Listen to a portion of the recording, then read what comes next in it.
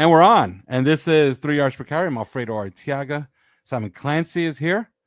Chris Kaufman is here. And this is a victorious 3 yards per carry after 2 extreme disappointments. We're going to talk about this game. We're going to talk about Quinn Ewers. We're going to talk about some of the players on this team, some of the young players on this team that kind of shined in this game. But first, if you guys want to see more of us, you want to interact with us, you want to get our opinions, although you're getting them here already. But if you want more access to us and speak with over 2,000 of your fellow like-minded fans, although they're not really that much like-minded in the Patreon chat, we encourage you to go to discord.gg/OnlyFins and join our Discord. Join on a desktop. Avoid the Apple upcharges. It's $4.99 all access a month. If you want to do the read only, that's fine too. But we do encourage you to join all access so you could chat. And we got video on there. We do post some news from time to time as well. So take advantage of that. All right, guys. I'll start with you, Simon. The game was an odd one because you kind of expected, and I spoke about last week how the Bengals game was the first meaningless game in the Mike McDaniel era, and they laid an absolute egg. So this is game number 2. So you kind of expected the team to, follow suit, but this time they ran into a Tampa Bay team that is all the way checked out. Very talented team, by the way. Like, you just look at that team man for man. That is a good football team. But sometimes you just tune out a guy like Todd Bowles. So I'll start there. What did you make of the opposition yesterday in Tampa Bay? Oddly enough, they're playing for the division title next week, and if they win, they will be a division champion at 8-9. So I don't know how we feel about that. There shouldn't be any division champions with losing records. I think the NFL should change. Sorry, I'm eating a mince pie. It's Christmas. I think the NFL, how could you change the rule that made a division champion not make the playoffs? But a division champion with a losing record, if a team missed out and they were, 11-6 or, 12-5 or something like that, and they lose out to a 7-9 division champion, that's an outrage. The Bucs do look checked out. Said it on the show last week. I think Todd Bowles is done.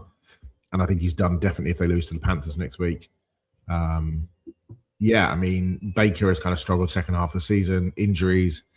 Chris Godwin hasn't come back particularly well. Emeka Egbuka's kind of fallen off a bit of a cliff. Mike Evans was injured. They barely ran the ball.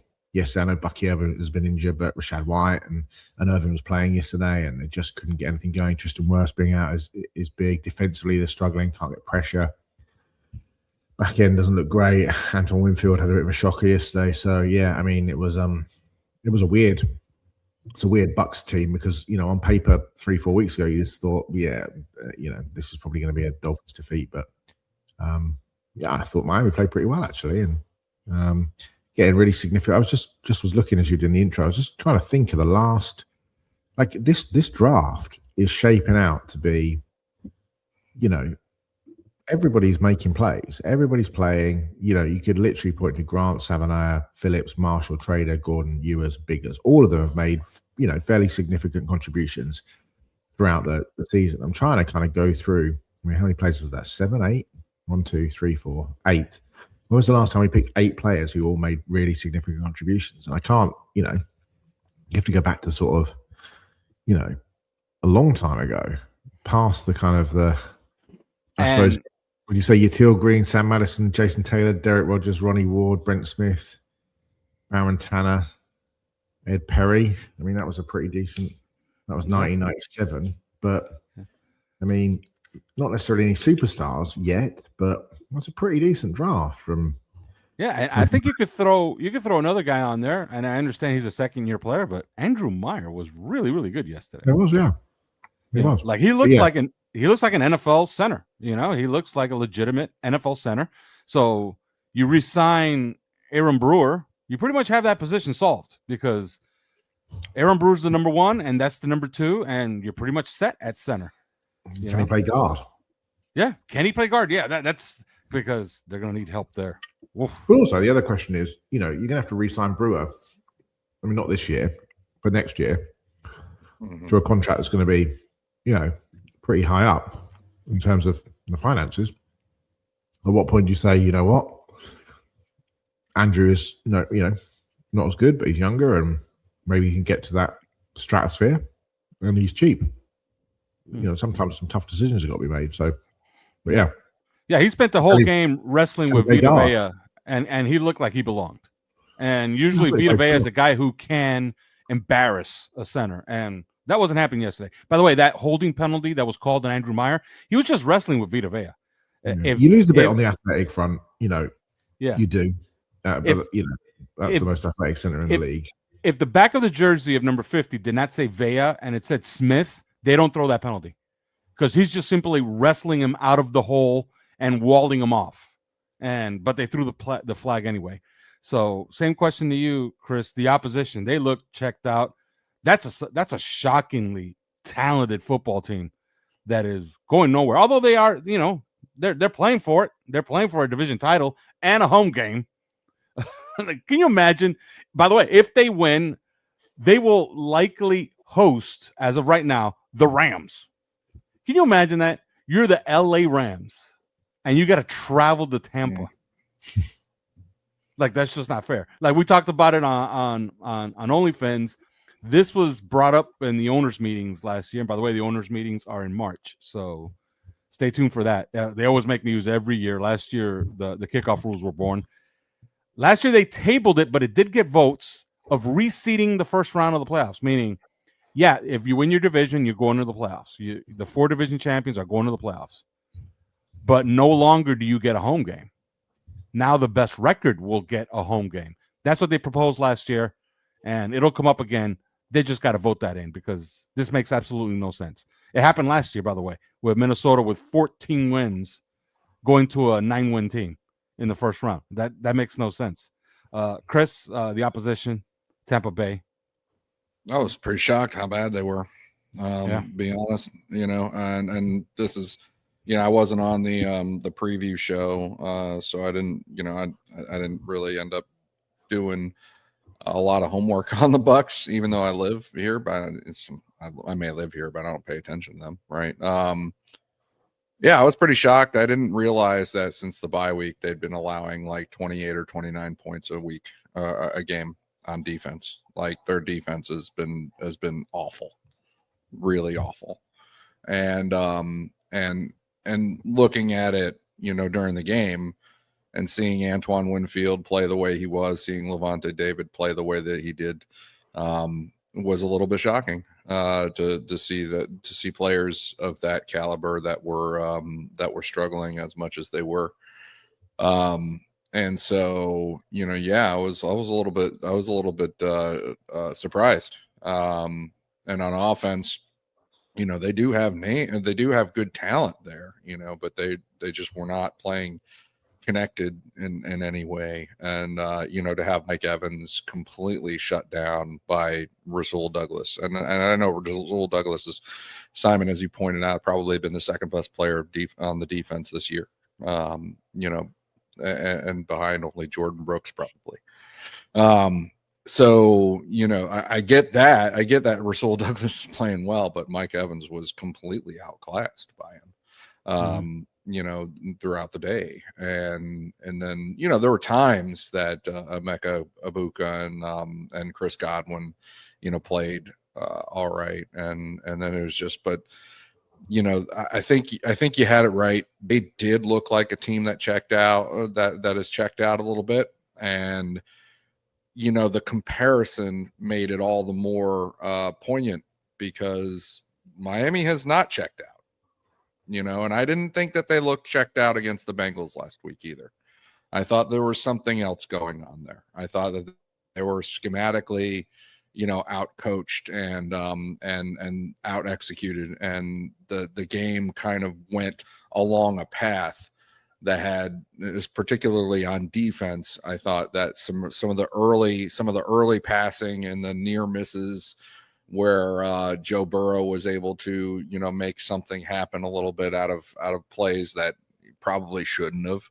And I think that got the defense playing up on their heels and playing up in their pads to play against the pass. And then that's when, Chase Brown starts wreaking havoc, both in the passing game and the running game. And so I think that's, once you start to get like a Dante Trader starting to be a little gun shy about the way he bites on fakes and stuff like that. I think that's that played a big part in the last week. The Dolphins did not look checked out to me last week. I know that some other people may have disagreed. And certainly this week they looked, we saw what it looked like. we're playing against a team that kind of looked that way. I was shocked.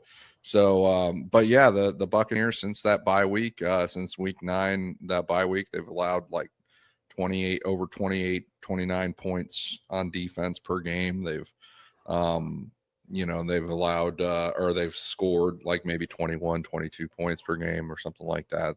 They've just not had it. And the Dolphins went into that game. And again, here's the thing about the Dolphins. In the 7 wins that they have this year, they've allowed, I believe, like 10, 10, 13, 13, 17, 17, and 21 points. That's the Dolphins defense. Dolphins defense shows up for like nearly half of these games, even though they're not very well staffed.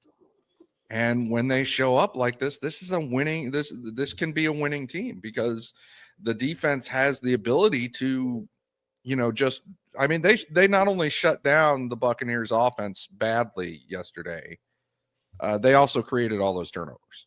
And they created those turnovers too. Like, that's as much as Jason Marshall has had a bullseye on them all year, that was a great pick, right? That was a great pickoff. As much as Aston Davis, we've complained about him all year. That was a really great pick. That's a fabulous play on the all-22. That was a really fabulous play on the all-22. So, I think that I think they earned those pickoffs. And again, it comes back to, it's like, it doesn't matter how well staffed it is. The Dolphins are tough to beat at home on a Sunday afternoon. They really are. And it was, I didn't think it was so much the offense today. I thought, you put it together. I'm sure we'll talk about Quinn Ewers and the offense and everything, but you put it together. They scored 14 points against the Bengals starters last week, and the Bengals are the worst defense in the league. They scored 20 against the Buccaneers yesterday, and that's, again, like I said, but the Bucs are allowing 28, 29 points a game over the last 8-9 weeks or whatever. I don't think the Dolphins offense was winning this game so much as I think that was just a dominant defensive performance that the Dolphins had. Yeah, and Anthony Weaver, when he took to the podium last week, like, he was essentially maybe he was a little shell shocked from the 45 Bengal points, so he wanted to make sure he got his case out there. But he said, look, we can't be bringing all these guys in August and in training camp and then expect us to have a good defense to start the season. Amen. And what kind of pisses me off is, like, we know things, and that's why, on our Discord, that's why we have the members that we have. We knew they liked Rasul Douglas in March. He signed the 3rd week of August. Like, come on. If you identified a player to start for you in March, why isn't he here in March? Why is he here showing up in August? And then, you're running around with like chickens with your head cut off in Indianapolis, and you're throwing him out there in the third quarter saying, "Save us, Rasul." And Rasul's like, "What are we doing here again?" So, yeah, and I guess let's get into Quinn Ewers, because we got to talk about some of these defensive players, man. Some of these young guys. I thought Kenneth Grant played his best game as a Dolphin yesterday, and we'll get to that probably in the second half, as we'll talk a lot about the guys who deserve a lot of the praise, which is the defense. But let's talk Quinn Ewers here, Simon. I was impressed with a couple of things. He stayed on schedule, no turnovers. Although you can argue he had 2 I hate the turnover worthy plays because if they were turnover worthy, they would be turnover worthy. You know what I mean? But PFF I don't hate that at all. I think that it all goes. I mean, listen, I don't like playing the results. I don't like playing the results when I'm evaluating players. Yeah, but I don't like a stat that is at the mercy of somebody sitting behind a computer and pointing things out like that's a turnover worthy play. And that's all not stats a are at all stats are at the mercy of some guy behind a computer pointing something else. On the film, if you throw a would-be interception, and I'm talking about Baker Mayfield, I'm talking about Justin Herbert, I'm talking about anybody, right? You throw make a bad decision, well, that's a bad decision. You tally it. You know, you make a bad throw, well, that's a bad throw. You tally it. You know, like that's. I don't understand. I don't understand playing the result and not playing, you know, all aspect of the plays. And there's two things that are kind of pet peeves of mine is one, playing the result, and two, you know, thinking of responsibility for a play as like a single pie and then trying to divide it up. Like who's responsible? Oh, well, there's got to be just one guy that's responsible for this play going wrong, or there's, you know, oh, is it 50-50? Is it 60? You know, I can't stand that shit. So, you know, those are pet peeves of mine. If you made a mistake, you made a mistake. If you threw it into coverage and you're lucky you didn't get picked off, you threw it into coverage and you're lucky you didn't get picked off. And that's not about Quinn Ewers because he had a good game. But you know, this is any quarterback, you know, it all goes on the sheet. I don't understand, you know, the idea of just playing the result. Now on Quinn Ewers, I did like this from Mike McDaniel, and you could comment on this, Simon. I was worried, and I was saying as we were like kind of live posting on our Discord OnlyFans, I was saying, don't go into a shell. Don't hand the football to Achane to win the game. It's 3rd and 5. Ask your quarterback to convert it. If you remember, they were backed up. He converts one with his arm on 3rd down, and then he hits Cedric Wilson. Cedric Wilson misses the first down by half a yard. I would have loved to seen him continue that drive. I thought he played with a lot of poise in this game. Now, when you look at the All-22, he's missing some throws. Like there's throws out there to be made. Mm-hmm. I think it's arrow up on Quinn Ewers. You got to figure eventually he's going to get to these throws. I came away impressed. Your thoughts, Simon? I just think he looks in control. It doesn't look too big for him. I think that's really important. And I think, you know, no matter the small details that are missing currently, I think that'll be one of the things that Darrell Bevel and Mike McDaniel and Frank Smith are really happy about, is that the moment doesn't look too big for him. He's throwing the ball well. He's generally throwing. I mean, early doors before the touchdown, I think he struggled a bit, and then he seemed to find his rhythm with the touchdown. And whether it was a kind of no look, and because Tyke Smith's a good safety, and he cheats right up on that curl to the outside, and Weeze goes in behind. And I think after that point, he played well, and you know, he moves around the pocket pretty well. He throws with anticipation. He's got a decent arm. I think he's more physically gifted than Tua in terms of the arm strength. He can stand in the pocket. He doesn't look like he's scared of taking a hit, and he had to stand in a couple of times. And he was able to pick up first downs with his feet, which was really important. And he kind of, you know, last night we watched that absolute barn burner of a game between the 49ers and the Rams, the 49ers and the Bears. Sorry, which was an absolute what a play, what a game. Classic. And you look at Brock Purdy, who consistently gets, you know, by this kind of, I hate to throw these, but I'm not blaming these people, but that crowd of people that kind of, the Ben Solaks and the Mina Kimes, and I'm not saying these people, but it's that kind of crowd of people who get a bit sniffy about Purdy because of his lack of physical attributes and will quickly throw him under the bus when he doesn't play up to the standards, and will kind of come up with any sort of excuse as to why he was really good when he was really good. Whereas they'll do the complete opposite for Justin Herbert, who is phenomenally talented, but yeah, he gets a lot of excuses, you know, and it's the same kind of crowd who have kind of deified Herbert, but they can't seem to get to the point with Purdy, who's a really, really good player. My God, that play last night, Simon. Let's talk about that play. Sensational. It was that play. Did you do you know what we're talking about, Chris? No, I didn't watch it. Have you seen the game, Chris, where he rolls out to the left and sort of he's about to the left. I was not watching it by the last He rolls night. out to the left, and the first thought that comes into your mind is, okay, this play's dead. This is Well, a he's, sack. he's already scored 2 rushing touchdowns at this point, and you can see it in Okay. his eye where he's thinking third rushing touchdown. And Okay. he gets to the point, Josh Sweat kind of cuts in. He's not going to be able to get the edge. And so he turns his back and runs back the other way and comes kind of full circle. There's 2 defenders. And then steps in between 2 defenders. Between them. And then And there's steps up, and then just tosses it to the corner to a wide open guy, and you're like, and the defense is just standing there like, what the fuck just happened to us? But he looks like he's going to throw it to the right, and so the defenders move down, and he just sort of almost no looks it to Juszczyk in the corner of the end zone. It's just an unbelievable play. I thought it was play of the year. I was, by the way, I was blown away by both quarterbacks. Caleb Williams, maybe that's a thing. Like that's going to happen for Chicago. And the other big player who's been great the second half of the season, and I firmly believe he will be the better player, as Colston Loveland is just developing into an absolute unbelievable tight end. And I think will be a better, and probably already is a better tight end than Tyler Warren. By the way, said I gotta interject here. Said on the broadcast last night, in Colston Loveland, Cole Kmet, and Durham Smythe, the Bears could reasonably have the best tight end room in the NFL. Smythe caught at a first down grab. But I wouldn't doubt it. Yeah, absolutely. To the wider point about Purdy vis-a-vis Ewers is that, that's kind of it's a cliche, but it's a cliche for a reason.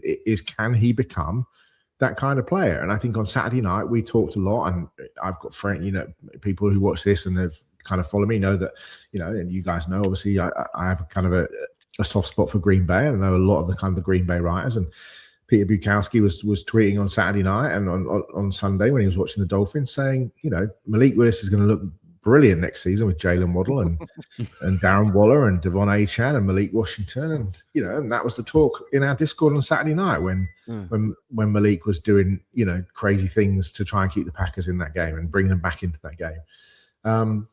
But I think there's going to have to be a conversation that, if the Dolphins go up to New England at the weekend and they play them tight and Ewers plays well, at what point do you have the conversation? And look, so much is going to happen with the coach and the GM, but at some point, somebody's going to say, you know what?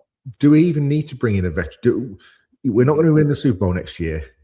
What's the worst that we can do in terms of saying, you know what, let's give this kid a chance? He was the number 1 high school quarterback in America.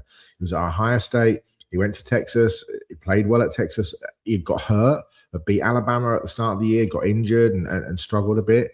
We know Mike McDaniel likes him because we watched him, ogling him from point blank range when Xavier Worthy and Adonai Mitchell were doing their workouts. There's that famous photograph that we picked up on and that we made famous, I would say. But at what point do you say to yourselves, you know what? Why would we chase another free agent? We might just have this guy here. We're probably not going to win the Super Bowl next year. What's the worst that can happen with having this guy come in and saying, you know what, Quinn, it's yours through the off season. It's all the snaps in the in training camp. It's you. We'll get you some help at on the offensive line. We'll get you some receivers. The running back room looks great. The tight end room, if we can keep Waller, Dulcich just playing really well. Hill's blocking really well. We can get you some help on the line. We get you a couple of extra receivers. Who knows? And if it doesn't work out, then boom, Arch Manning, Lenoris Sellers, Julian Sayin, Darian Mentz, all these kids are coming out in 27, and you've got a chance to pick your quarterback there. But I think he's done enough to at least, Chris, merit, a significant opportunity and a significant commitment to him next season. Not financial, but just to say, you know what? We're going to ride with you and we're going to go with you through camp. And we're going to go with you through, and we're going to see what happens. And you just never know, because look at what Brock Purdy did last night. And, I liked Purdy in college, but, you would say with the two of them that Ewers is a better player. If the Dolphins were looking at the playoffs right now, would you say the same thing? Would I? What? As in, would I play? I'm saying what I'm saying is that we've framed this question. Can we give a commitment to say Quinn Ewers based on which we haven't seen the third, really the fourth game, right? And that's and it's a that's a pretty big deal because as I said before, the Bengals were the worst defense in the league, and the Buccaneers are playing like one of the worst defense in the league right now. Obviously, going up to New England, that is a very different story, right? A very different defense. So it's an important, but we're in the hypothetical realm. So is this what the hell? Let's just go with it attitude, because we expect the team to be shit next year. And structurally, there are a lot of reasons that they're going to be shit next year. As far as what they can do in the offseason, what they have to do in the offseason that they maybe don't want to do in the offseason, all these things. Like, how much of this is basically a 2019 redo where we realized that signing Ryan Fitzpatrick was a mistake? Yeah. Do you understand? Yeah, of course. I think it's fair. Yeah. But I also think that we do such a terrible job. We collectively, the NFL collectively, does such a terrible job of quarterback development.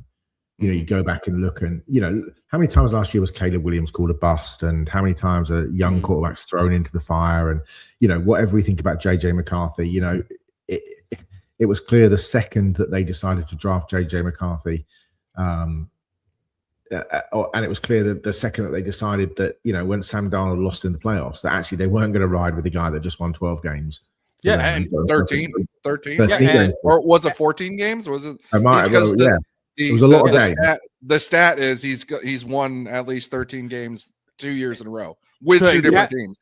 To encapsulate all of this, after 2 good Mac Jones games, every headline on ESPN was, well, Kyle Shanahan found his quarterback. So I guess Brock Purdy's available. And on Discord, I asked our listeners, would you trade a first-round pick for Brock Purdy? And people were like, nah, he's terrible. He's injury prone. He's so not terrible. And you know what I mean? So people only remember the last 5 minutes. But look at Jordan Love, for example. Jordan Love sat for 3 seasons, and until he got injured was probably in a top 5, top 7 MVP contender this year.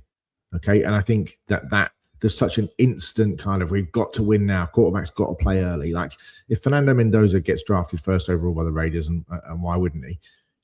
How soon would it be until Mendoza's starting? And immediately, right? Yeah, but realistically, what you'd love to happen is not for him to have to start for 18 months. Sit, learn, soak up. All of those things. Not have the pressure of just being thrown into the fire, because we just do such a terrible job on developing. Kevin O'Connell said it. He said it in that article with what's his name, the bearded guy who runs Go Long, who was at the Athletic. What's his name? Really good journo. Tyler Dunn. He told Tyler Dunn in that that the NFL, those coaches, we just do a terrible job of developing quarterbacks, and he's not wrong. So look. What's the number? Is it 27? Is Quinn the 27th different quarterback we had since Dan Marino? What's the harm in doing it a different way? You just never know, and you've got nothing to lose, because what if you sign Malik Willis and you spend, you're still on the hook for all Tua's money. You spend whatever it will cost to get Malik, and it wouldn't be cheap, and then he doesn't play particularly well. And then you're sat in a situation where you're thinking, oh, fuck, we're still on the hook for a load of Tua money in 2027. We've got Malik's contract on top of this, and we're not really sure that he's going to be the guy, because it wasn't great last year. Oh, but, here's now all these quarterbacks as well. But are we even going to be able to sign? What's the – I don't know. I just think – It's 2019. It's 2019 all over again. Yeah. I just think – It's 2019 all over again, except, when – In that season, Ryan Fitzpatrick started the season, and very quickly he got the hook for Josh Rosen, right? Who had just guided the Cardinals to the number 1 overall pick a year before. Yeah, right. Absolutely. And he got the hook for Josh Rosen, but then Josh Rosen got the hook back for Ryan Fitzpatrick, who played well enough to, the rest is history, right? Yeah. And they paid Ryan Fitzpatrick a fair amount of money that year. I remember, because this was one of those situations where you kind of realize that, just because you're signing a backup quarterback, if you are signing a backup quarterback to start on your team, that quarterback and that agent will insist on being paid, some semblance of starters money, because otherwise they're just going to go be a backup somewhere else. And I remember they gave Ryan Fitzpatrick a fair amount of money, even though they were deleveraging, hard reset, whatever the hell you want to call it. They gave him a fair amount of money, and it was like, they went back with him, and he was just good enough to get them the number 5 overall pick instead of the number 1 overall pick, which they really, really, really wanted for Joe Burrow. They offered, infamously, like 5 first-round picks for it or something like that for Joe Burrow. 4. And so what you're bringing up to me is 2019 all over again. It's 2019. What do you do? Which way do you go this time? Do you go the same way? Do you, and I don't, there are worse things. There are worse things than seeing if you can develop the guy that was handpicked by your coach, if you're going to continue with that coach and that offense another year. And I think it's worth a conversation that we don't know what's going to happen with Mike McDaniel. And we said last week that he should be sacked, and I still believe he probably should be. But I think, you look at what happened with Tampa, and Tampa in the playoffs, or can still make the playoffs, and it looks like their team's quitting on top bowls.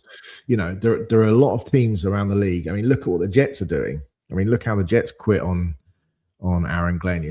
Those Miami players have nothing to play for but pride. They are not quitting on, and whether that's Jason Marshall or Greg Dulcich or Quinn Ewers or Patrick Paul or veteran guys. Look at Minka Fitzpatrick. Look at McDaniel saying at the podium today that he absolutely wants to play next Sunday. He wants to be out there with his, what's he got to play for? He's got absolutely nothing to play for, but he wants to be out there. So I think that's really important. But the Quinn Ewers conversation is an interesting one because, unless Mike McDaniel just gets fired on Black Monday with that, he just gets the call from Steve Ross and says, "I'm sorry, it's over, you're out," boom. There's almost certainly, Barry Jackson had a piece about it, there's almost certainly going to be a conversation where you say, look, let's sit down and work out what worked and what didn't work, and how do we try and change the things that didn't work. And one of those things is if Ross begins to intimate that he wants to keep McDaniel around for 2026, at what point does McDaniel say, okay, that's great. I want to roll with Quinn Ewers. And I think Quinn Ewers has deserved the opportunity. But, if the team ends up winning 3 games, how much am I on the hook for trying to win with a quarterback in the, i.e., could McDaniel talk his way into 2026 being a mulligan if it doesn't work with Ewers? Or is that because that is a difficult. No. I think you're right, but because what helped save Mike McDaniel's job? Is it Malik Willis or is it Quinn Ewers? Maybe we don't know the answer to that question at the moment. Well, the only thing this sounds reductive and stupid and obvious, but the only thing that saves Mike McDaniel is wins, and we've seen it. We have seen it this year, like. After the Browns game, that was the lowest point of the Mike McDaniel era, right? They go on a 4-game win streak, and we're talking about how much difference a month makes. Like now for sure he's on next year, and he's and so on and so forth. But they're coming up against some tougher opponents, including the Bengals and the Bucs this week, and now it was like 1 week later. 1 week later, he's back in the absolute bottom of the outhouse, the hole in the outhouse. I mean, he really is. And now after one, what are we talking about? They win a game 20-10 or whatever against the Buccaneers. What are we talking about again? We're talking about Mike McDaniel being a coach. So how obvious could it be to us at this point that wins are the only thing that save you? Yeah. And losses are the thing that destroy you. So I think that, his decision-making this offseason will come down to how do I win? How do I win games? And maybe he thinks that's Quinn Ewers. And maybe he thinks that's, I don't know, Malik Willis we talked about or whatever. I don't know. I don't know the answer to that. I do know that Quinn Ewers, he's had 3 games. He's been in 3 games now. He got some feet wet in the Browns game. But I do know the Browns game was his worst game. The Bengals game was his second worst game. And the Buccaneers game was by far his best game. Right. So what does that tell you? That's progression. That's getting better every game. you know, and so that's one thing to hang your hat on with him. I think that if you put all the snaps together, especially on all 22, from, you know, the Browns game to the Bengals game to this, there's kind of a difference. He's gotten better a little bit all the way, but there is really a line of demarcation to me with that touchdown that he threw to Theo Weiss. And suddenly the confidence is, he's beaming with confidence, and he's throwing. I mean, that touchdown that he threw to Greg Dulcich, that second touchdown. I mean, that is, listen, you are feeling the fuck out of yourself if you throw that ball. That's a throw. That's a throw, because let me tell you that, you know, on that route, he had a safety, you know, he had a split safety and a guy running back into Tampa, you know, shutting down that route. Yeah, and you know? and not only that, there's an alley to throw the football, and if he's late, he's throwing it right at if a safety. he's late or even slightly inaccurate. I mean, that man was feeling himself, you know, with a capital F, right? And so and I think that the line of that happened with that big touchdown to Theo Weiss, because until that touchdown to Theo Weiss, like, the decision making was actually still spotty. Like, he was being thrown some of the same concepts that he had been by the play caller in the previous week. They weren't working out. He nearly, you know, there's the almost interception. I don't know, whatever you want to say. He made a bad decision throwing up the seam to Malik Washington on that ball, where, you know, there was a deep safety sitting on that route, and a guy, you know, a man coverage on Malik Washington up. That was just a bad ball, right? That was a bad decision. A couple of times he was on those keepers, and you know, they have the corner over flat combination, and, you know, he's not seeing the right read there, or he's bafflingly throwing the corner, which is never there. You know, stuff like that. But then that touchdown happened. It's like this guy, Theo Weiss, all he did was run straight forward. You know, it was Tecmo Bowl. It was a Tecmo Bowl play. Like, you know, he runs straight forward, and the defense just sits there like, you know, okay, what are we supposed to do here? And you know, it's the easiest pitch and catch for a 63-yard touchdown. But from that moment on, I swear to God, he had just a completely different aspect in the way that he was playing, and the confidence that he was playing with. So, you know, will he keep that? Or, you know, it goes two ways. Right? Guys that are brimming with confidence after a big touchdown like that, they can also go really in the shitter when they throw an interception, or they make a bad mistake. So you go up to New England, and this is why we talked about Ty Simpson. We got to find out more. Like, stop being so early on Ty Simpson. Dan Orlovsky, stop calling him QB1 after like 3 games. You know, like, you know, you got to find out more. You got to find out more, because you need these guys to be in all these different situations. And he's going to go up to New England against a much better defense, depending on whether they're actually playing for anything or sitting people at that point, because I don't know the ins and outs of that yet. But yeah, he's gonna, and so, okay, they're gonna make some plays against you. They're gonna discourage you. They're gonna do the best they can to discourage you, because they're gonna be playing tight and they're gonna be playing well. And so you're gonna have some non-success. You go back in the tank. Decision making starts to suffer again. You know, that sort of thing. We need to find out more. Unfortunately, we don't have a lot of time to find out much about him at all, because they should have made this decision a while ago. Season was already over at some point to anybody with eyes, right? And so and I know that, you know, there's this thing, oh, you gotta, you know, play all your best players and still try to win the games and stuff like that. I get it, but at the same time, you missed a chance to find out a lot more about a guy that you need to find out a lot more about if you want to hope to make an accurate decision in the offseason. And that's the thing. You have 3 games. 3 full games, you know, 3 full games. And let's say he struggles a little bit against New England, because who wouldn't, you know, like, and up there. Then what? What's your decision? What are you able to really lay as a foundation for an accurate analysis and decision based on 3 games, 2 of them against bad defenses, one of them in a kind of a tough spot, you know, up in New England. I mean, what do you have? What do you have to work with? You don't have anything to work with there. And so, that's the shame of it. And I think the reality is that, he's going to be at the mercy of a lot of crosswinds blowing in this offseason. It's going to be a tumultuous offseason. There's going to be GM interviews. There's going to be a GM hire. The GM is going to make the call about Mike McDaniel. I don't think the owner is I don't think those GM candidates are being told by the owner, Mike McDaniel is your coach. That's not happening. That is not happening. I will just about 100% guarantee that's not happening.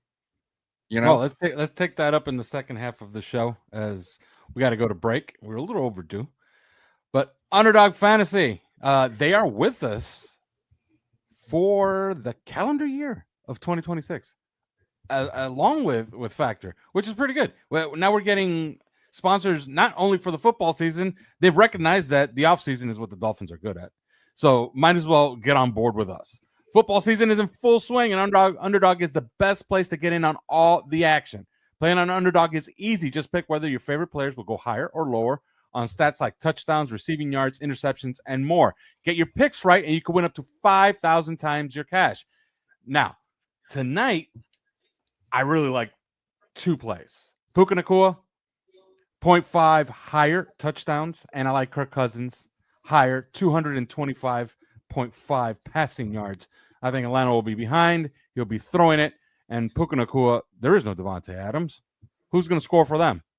Stafford throws 4 touchdowns a game. So if he's going to throw 4 touchdowns a game, stands to reason Puka Nacua is going to get one of them. So I think it's a pretty safe play. With Underdog Unwrapped, you'll unwrap tons of promos all throughout the holidays. We've got boosts, gimme picks, deal reveals, and even some surprises sprinkled in. Now is the best time to get in the game. Download the app today and use promo code 3YARDS. That's the promo code 3YARDS, the number 3 yards, to score $75 in bonus entries when you play your first $5. That's promo code 3YARDS. Underdog, make picks, win money. 18 plus, 19 plus in Alabama and Nebraska, 19 plus in Colorado for some games, 21 plus in Arizona, Massachusetts, and Virginia, and present in a state where Underdog Fantasy operates. Terms apply. See assets.underdogfantasy.com/web/play and get terms _DFS_.html for details. Offer not valid in Maryland, Michigan, New Jersey, Ohio, and Pennsylvania. Concerned with your play? Call 1-800-GAMBLER or visit ncpgambling.org. In New York, call the 24/7 Hope line at 1-8778-HOPE-NY or text HOPE-NY 467-369. And we are back. Speaking of the rookies, and we already spoke about Quinn Ewers at great length. Man, I really like Kenneth Grant's game yesterday, Simon. And these defensive tackles, like, look, if you look at the whole class as a whole, I like Jason Marshall a lot in training camp, and he's had his moments, and yesterday was a pretty big moment. He had a pretty nice game yesterday. I love the 3 defensive tackles. Jonas Savannah is kind of like, I'm not going to call him the turd in the punch bowl, but, he's kind of the turd in the punch bowl as of right now. We got to give him. He was still a problem yesterday. He was not good yesterday, by the way. He was not good yesterday, by the way. And there was even one play where Patrick Paul got into it with him, telling him, buddy, you're giving up your shoulder. You're making me block 2 guys. And I'm almost certain that they charged that sack to Patrick Paul as Patrick Paul was blocking 2 people. They did. Essentially, so I watched it back because somebody on Twitter was like, no, you got it wrong. That was Patrick Paul's fault. And I was like, it really wasn't, because you can see on the All-22 multiple things. In fact, Paul sees what Diaby is doing, doesn't move across, because I'm absolutely certain he thinks that Savannah is supposed to be combo blocking with him, elbow to elbow. But Savannah turns inside and combo blocks Vita Vea with Maya. And then he clearly, then Paul suddenly has to sort of scamper across, realizing it's too late. And then Savannah only realizes his mistake when Diaby's up on the outside shoulder. He gets sacked. And then you can see on the All-22 that Paul's looking at Savannah as if to say, dude, what are you doing? Like, they're having a conversation. And Paul's like, mate, this is not new. This is a concept that that you should be blocking out with me rather than in with Andrew, because that's how so yeah, I mean, he is I did see a couple of plays when I was trying to find that play actually back on Game Pass. He does get out to the second level really quickly, But even there, he doesn't latch. He doesn't he doesn't really hit people in space. He's kind of a bit unbalanced, but he's really quick. And the run blocking is a bit better, but pass protection, he is an absolute liability, and it's not really getting a lot better. I don't know what you do with him, really. I mean, do you move him back to the right side next season, or do you just think actually, I'm not sure that's it. I'm not sure that's it anymore. But the thing is, like, for me, the Dolphins realistically, you look at it, right? We're not going to draft a quarterback. We might draft a wide receiver, but it's, is Tate going to get there? Tyson's got the injury issues a little bit, would worry you. Probably not going to take Sadiq because the tight end's all right, especially if Waller stays. To me, you're looking at like Fano and the Miami kid, the right tackle. Is he going to be a right tackle? Is he going to be a right guard? I mean, that to me is kind of an absolute home run. Fix the offensive line. I really like Vega Ione of Penn State, but he's kind of more of a gap power guy rather than a zone guy. Whereas Marioga can just be, I think he can be an all-pro guard potentially. I mean, I think he'll probably get the look at right tackle. But if he does play guard, you almost have to play Savanaugh on the left side, or you just say it's been so bad that he's just going to have to be a backup, and you have to bring somebody else in, which is just so frustrating because you think actually, I mean, I don't believe Austin Jackson should be here next season either because that's another conversation in terms of his pass protection. But it's not the worst offensive line in the world if Savanaugh had shown like a decent step up to go. Paul, who's been outstanding, hats off to him because I thought, we all know what I thought when he came out of Houston. Paul, Savanaugh, Brewer, Marioga, Jackson. That's a pretty decent, if you're saying we're going to have Quinn Ewers, that's a pretty decent front five, especially when you've got that three-headed monster in the run game of Achane, Wright, and Gordon, which is a really, really good running attack. Julian Hill's blocking his ass off. Tight end's pretty, if Waller comes back, tight end's in a pretty decent position. It's not amazing, but it's certainly serviceable enough. Dulcich is, showing out. Hills can block. And Waller can just deliver big plays and touchdowns. And you got the kid coming back, John. You got the kid coming back, the kid from Texas Tech coming back as well. So all of a sudden you think, actually, we could fix that line. And you could get rid of, if you got rid of Jackson, there's the Blake Miller kid at Clemson, there's Caleb Tiernan, there's the Iron Eacher kid at Arizona State. You're like, okay, we could fix right tackle, right guard. But then you're still like, what's left guard? Because you're only as strong as your weakest link. And he is a weak link. So, yeah, I mean, that is concerning. And it's got to be concerning for the coaches to just think he's just not really made it's mental errors, it's physical. But maybe he looks at what Patrick Paul did in the offseason, how he kind of completely rechanged his body. And I thought Paul played all right. He gave enough as in those small sample size in those games like last season to think, okay, it doesn't look. He wasn't good, but he wasn't good, but he wasn't bad. No, he wasn't bad.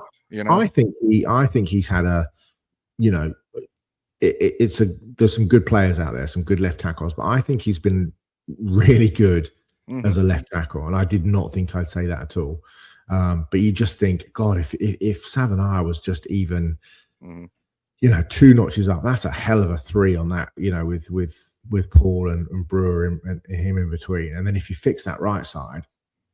With the run game, with the tight ends, you had a couple of receivers, and it's a great receiver draft. I love this receiver draft, and not just at the top. The middle, there's a load of players. Josh Cameron, Malachi Fields at Notre Dame. There's the McAllister kid at TCU. There's the Miami kid, CJ. There's so many really, really good receivers in that middle. CJ Daniels, by the way, played with Malik Willis for 2 years at Liberty. Yeah, he did. Yeah, they threw and caught passes together for 2 years, like on the field too. He wasn't like buried in the bench. Like he was out there. But the Bernard kid at Alabama, Jacoby Lane at USC, Chris Brazzell, Skylar Bell, Surratt and Cooper at Indiana. There's some serious players. Yeah, Cooper of Indiana is noticeable. Like that guy popped. DeJohn Stribling at Ole Miss, like that middle section of the draft is just like there's some real players that you could pick up there to help Waddle because we are struggling at receiver. But if you fix that offensive line, that's a big step. Yeah, and by the way, reality. Go ahead. Yeah, on CC Manoa, one thing that the Hurricanes have begun to do the last 4 weeks, sometimes they kick them inside to right guard on Yeah. like 3rd and 1, 4th and 1, and Mhm. run right behind them, like essentially telegraphing like we're running right behind the 6'6", 340-pound guy, and he's Mhm. just going to move you. And including last week out of the pistol, Okay. they used that to actually trick Texas A&M to bunch in, and then they ran outside zone. Mhm. You know, so they said, here's our tell. We're playing him at right guard, so we're running right up the middle. Nope, it's outside zone. So Yeah. he's a versatile player. He's a nice player.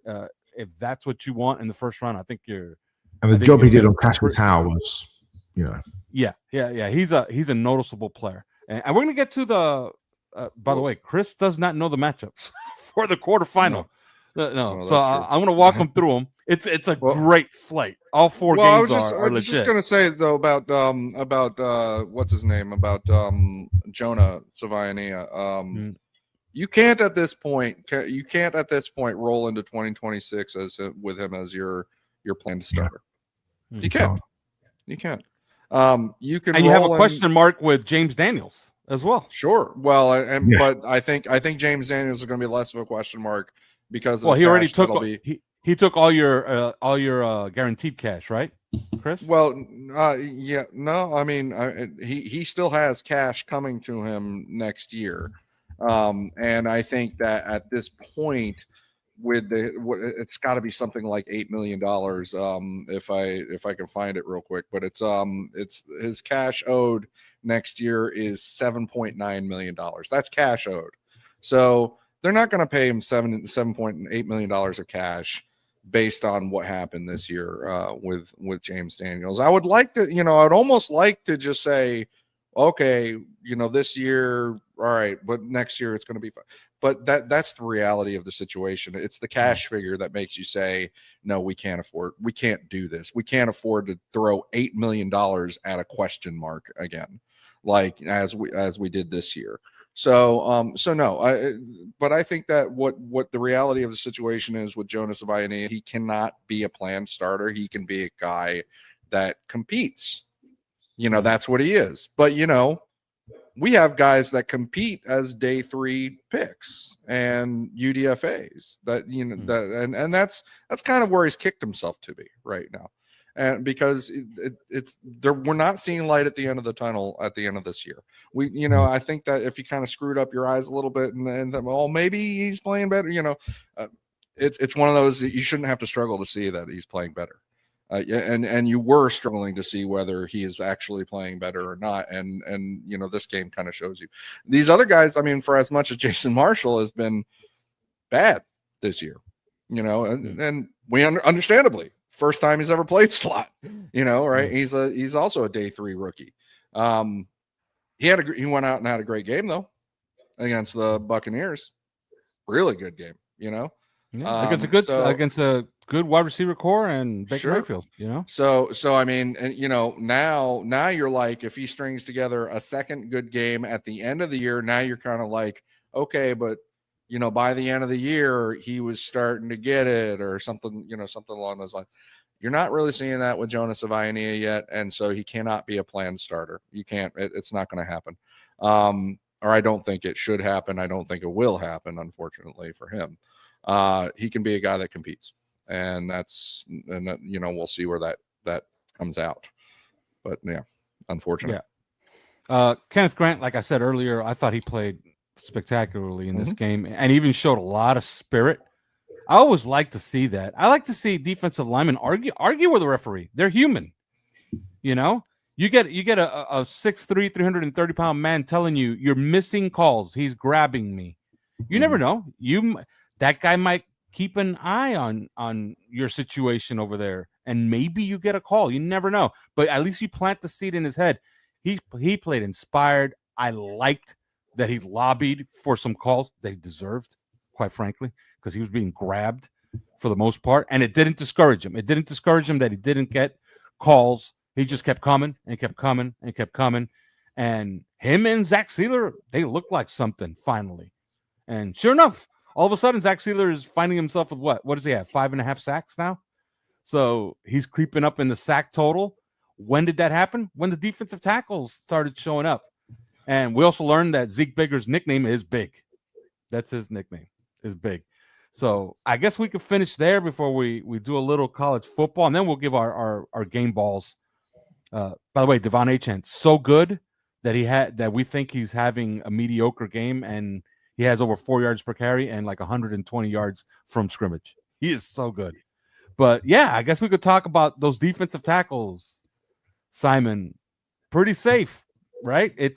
That's a home run. Those three guys.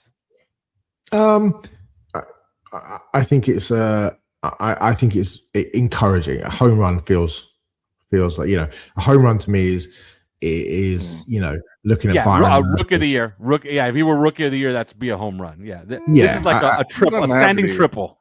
Yeah, I think if you know, you look at Byron Murphy, the kid, the Seattle DT. I mean, if I was picking an All-Pro interior defensive line, I'd have Jeffrey Simmons and Byron Murphy. You know, he's a second-year player. That to me is a home run. I think it's definitely arrow up. It's definitely encouraging, but it's, you know, let's pump the brakes a little bit. Mm. Yeah, I think that this. So Zeke Biggers is the one that I don't want to get ahead of myself the most on, because I still think that he's a very particular kind of player, and the way that he comes off as a very particular kind of player means that he's rotational. And he's, you know, very rotational for very certain situations and very certain roles, which is fine. You know, a good defense is made up of guys who slot into what they need to do. It's still all about Kenneth Grant and Jordan Phillips. And it is interesting, that horse race, the way that's gone, because, you know, now I think Kenneth Grant is playing a little bit better than Jordan Phillips at times in these last couple of games. And that definitely wasn't the case at first. You know, that definitely was not the case earlier in the season. And it was Jordan Phillips who played so well, and Kenneth Grant, who frankly played so poorly, that they pulled to within a horse race, even though it's a first-round pick versus a day 3 pick, you know, and that shouldn't really happen. So now, you know, I think that you should be cautiously optimistic on those two, on the pair.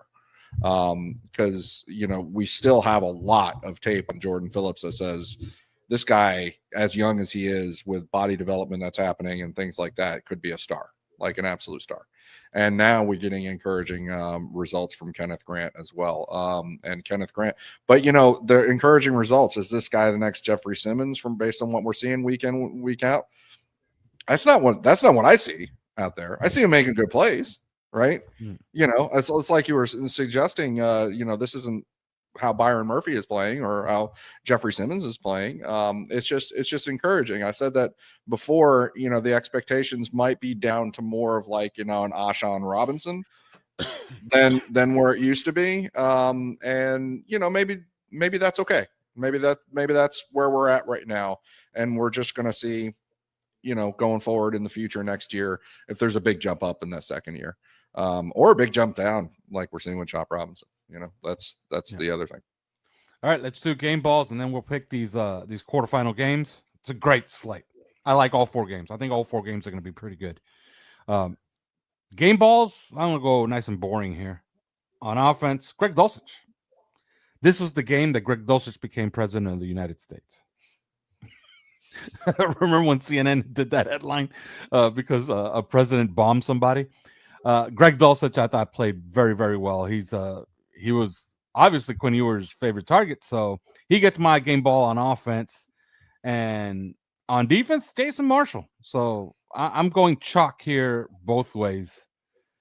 Jason Marshall, I thought, was really, really good. That was a really, really good game he had. One of the better games defensively by any defender on the Dolphins this season. You know, it's at least in the top 5. That was a noticeable game all the way around. He had a 2-play sequence where he had a tackle for loss and an interception. Back-to-back plays. That's pretty good. So those are my 2 game balls. What say you, Simon?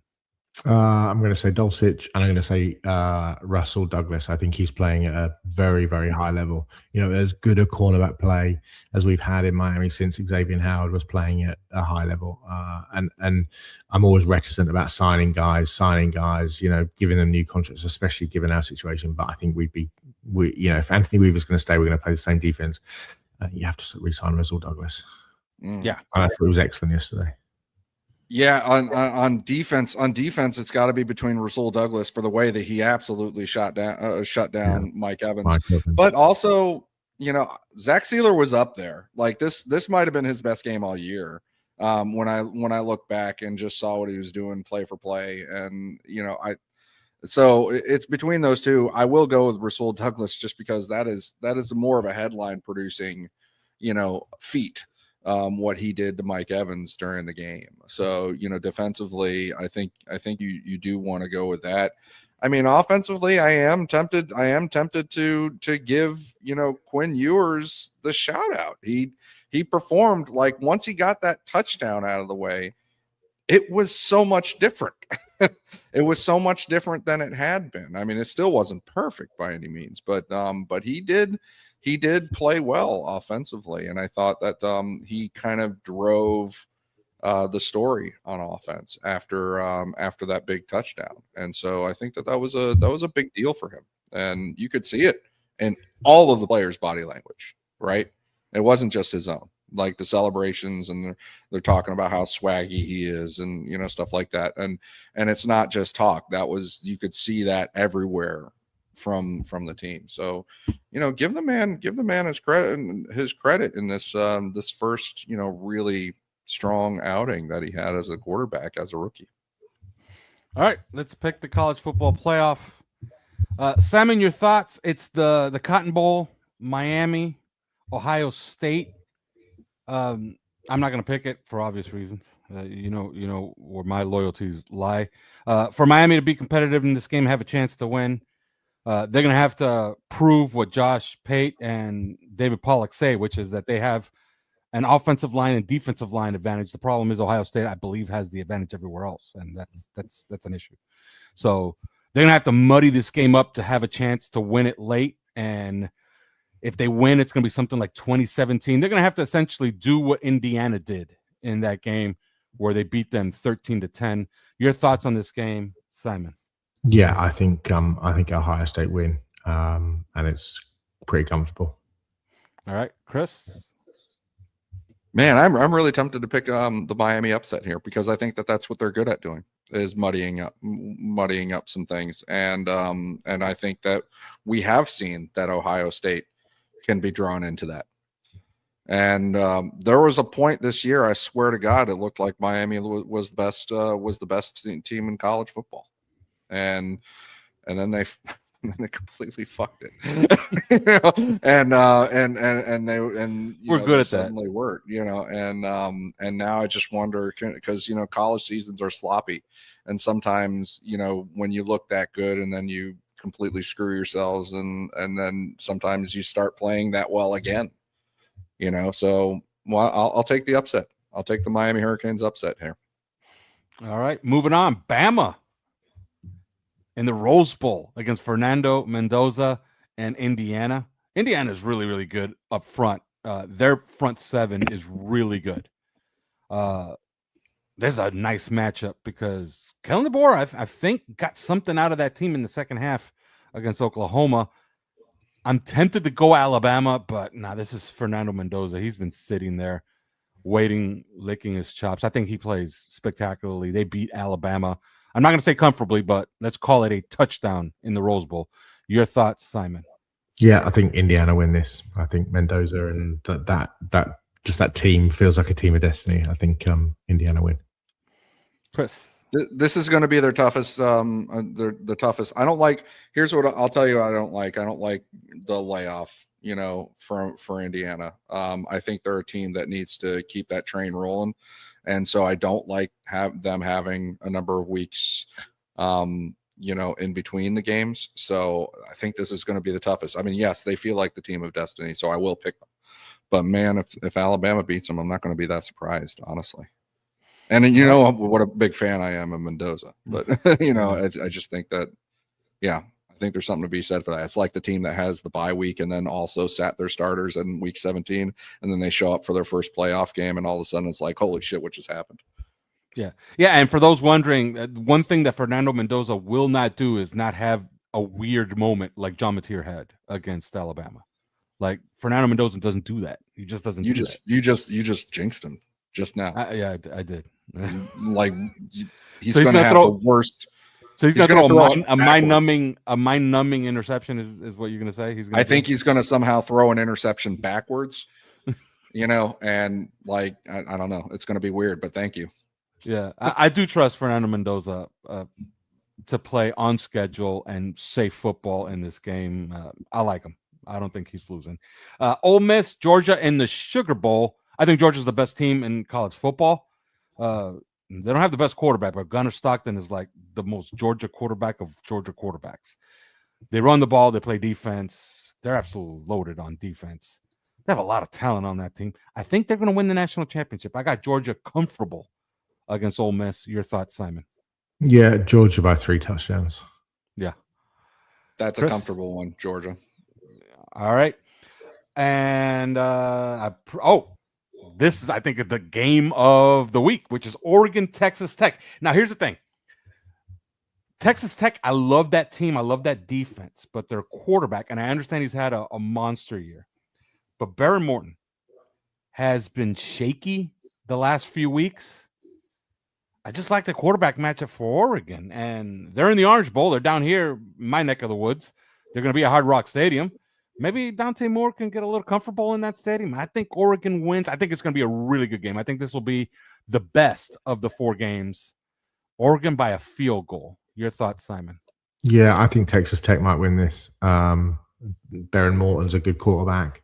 They can get pressure on the, Cass with Romello Height and David Bailey. I think Bailey is a potential top 10 pick. I think Texas Tech might just win this. Chris? Oregon comfortably. Oh, interesting. Yeah, it's a great slate. And I guess we'll talk about it on the other side of the new year. Happy New Year to all of our listeners. And I'm pretty sure we're going to wish you a Happy New Year on our Discord. Join us on our Discord. It's right there under my name. I always put a link to our Discord. It's discord.gg/OnlyFans. Remember, join on the desktop. Don't pay Apple their upcharges. We don't get any of that money. All right, that's it. There is no more. We will talk to you on the other side of the year. But till then. Cheers, guys. See you later. All right, guys.